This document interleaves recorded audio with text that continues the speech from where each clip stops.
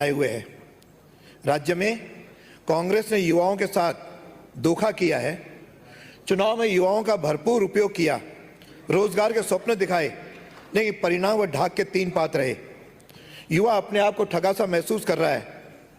युवाओं के लिए चुनाव में 5 लाख नौकरियों का वादा किया, लेकिन 3 बजट, जिसमें भी तीसरे बजट में 2 साल की जो घोषणा की, इस तरह मिला करके कुल 1,78,000 की घोषणा की, लेकिन अब तक केवल नियुक्तियां 3.25 साल या 35 महीने में जाकर के 42,000 को दे पाए हैं।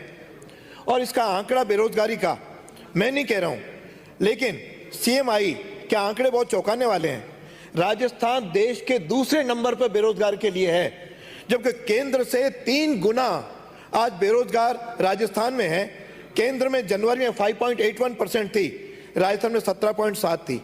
अप्रैल में यह बढ़कर के राजस्थान केंद्र में 7.13 है, तो राजस्थान के अंदर 28% आज है, जबकि यूपी राजस्थान से 3 गुना है, उसमें केवल बेरोजगारी 6.9% है।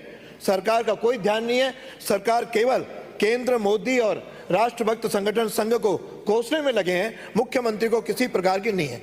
सरकार ने वादा किया था कि हम यदि रोजगार न दे पाएंगे तो बेरोजगारी भत्ता देंगे। घोषणा पत्र के पेज नंबर 15 बिंदु नंबर 10 में भत्ता देने का वादा 3,03,000 और 3,500 किया, लेकिन विभागीय पोर्टल पर 14,29,886 लोग रजिस्टर्ड हैं, जिसमें 12 लाख स्नातक हैं, और भत्ता केवल पहले वह 1.6 लाख को देते थे, अब 2 लाख को आपने देने की घोषणा की। इस तरह से सबका नंबर आने में 12 वर्ष बीतेंगे और लगभग 2 सरकारें बदल जाएंगी। इससे 30% लोग ओवरएज हो जाएंगे, लेकिन सरकार ने किसी प्रकार का बेरोजगारी भत्ता सबको देने का जो वादा किया, उसको पूरा करने में असमर्थ है। माननीय सभापति महोदय, UPSC में कोई विवाद नहीं होता, वह भी कई प्रकार के एग्जाम कराती है, लेकिन RPSC सदैव विवादों में घिरी रहती है। अब RS 2008 जिसमें से जो परीक्षा हुई, उसमें आपको ध्यान होगा कि हमारी उम्मीद है कि RPSC में पारदर्शिता निष्पक्षता की होगी, लेकिन आज यह भ्रष्टाचार के आरोपों में घेरे हैं। यदि मैं कहूं कि उच्च पदस्थ राजनीतिज्ञों को उपकृत करने का यदि चारागाह बना हुआ है, तो शायद अतिशयोक्ति नहीं होगी। आज राजस्थान लोक सेवा आयोग को यदि मैं कांग्रेस लोक सेवा आयोग कहूं, तो भी शायद अनियमित होगी। और कांग्रेस में पहले कहते थे कि दाल में कुछ काला होता है, लेकिन यहां तो पूरी दाल ही काली दिखाई दे रही है।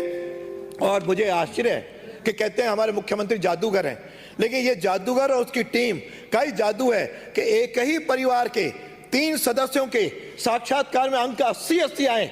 ये आज तक इतिहास में नहीं हुआ कि किसी के हो, यानी पुत्रवधु का भाई, पुत्रवधु की बहन, तीनों में लिखित परीक्षा में तो 45% अंक और यहाँ पे 80% अंक, और OBC का गलत सर्टिफिकेट देख करके जिस प्रकार की प्रक्रिया की है, मुझे लगता है ये पूरा कांग्रेस लोकसभा आयोग बना दिया गया है। इंटरव्यू की प्रक्रिया पूरी तरह सवालों में है।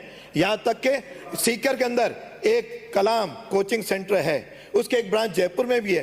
क्या कारण है कि अलग अलग परीक्षाओं का ठेका वहां पे देख करके केवल 70 अभ्यर्थी एक ही उससे सेंटर से सेलेक्ट हुए हैं। शेखावटी में आज बेरोजगार RPSC में चयन के लिए नाथी के बाड़े की तलाश में हैं। कहाँ है नाथी का बाड़ा जहां जाकर के बेरोजगार RPSC के लोग जाएं। और 87 परीक्षा के केंद्र थे, 7 केंद्रों में ही 200 में से 77 चयनित हुए। इस प्रकार मेरा आपसे केवल 1 मिनट केवल लूंगा कि उत्तर पुस्तिकाएं 1 वर्ष तक तो बिना जांचे रखी।